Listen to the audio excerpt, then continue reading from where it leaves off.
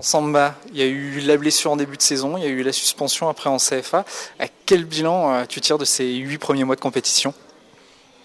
C'est vrai que c'est un peu délicat cette début de saison, même si la saison n'est pas encore terminée. J'ai eu pas mal de petits pépins et là je reviens de blessure. Je reprends un carton rouge, donc c'est un peu difficile de ma part, mais bon, je vais rien lâcher. Je vais continuer à travailler pour revenir le plus vite possible. Justement, cette expulsion en CFA, comment ça s'est passé? Tu avais la possibilité d'avoir du temps de jeu. Au final, tu prends un carton rouge. Est-ce qu'aujourd'hui, tu regrettes un peu tout ça? Ouais, c'est clair que je le regarde parce que si je suis redescendu en CFA, c'était pour avoir un peu de temps de jeu. Et là, par le coup de l'énervement, j'ai pris un carton rouge qui m'a suspendu pendant 3 matchs. Mais bon, tout ça, c'est du passé. Et maintenant, je reviens. La suspension, elle est terminée en CFA, mais pas encore avec les pros. Mais bon, je reviens. Je vais avoir encore du temps de jeu. C'est à moi de rester calme et de travailler pour bien revenir. C'est l'envie qui a parlé ce jour-là? L'envie et la peur aussi de me reblesser parce que j'ai eu pas mal de coups lors du match et j'ai eu un peu peur de me reblesser. C'est ça qui explique mon énervement, même si je ne devais pas réagir comme ça. Mais bon, c'est fait et maintenant il faut passer à autre chose.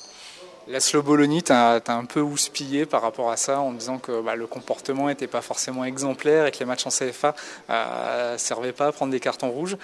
Aujourd'hui, quand tu prends un peu de recul par rapport à cette situation, c'est totalement son discours que tu partages? Ouais, bah c'est clair parce que si on redescend en CFA, c'est pour avoir du temps de jeu mais pas pour être emmerdé. C'est vrai que sur le coup de l'énervement, j'ai mal réagi. Le coach me l'a dit et maintenant il m'a parlé que c'était pas une punition du jeu en CFA mais pour avoir du temps de jeu. Maintenant, je comprends tout à fait ce qu'il m'a dit et c'est à moi de continuer à être intelligent et de ne pas commettre des erreurs comme ça.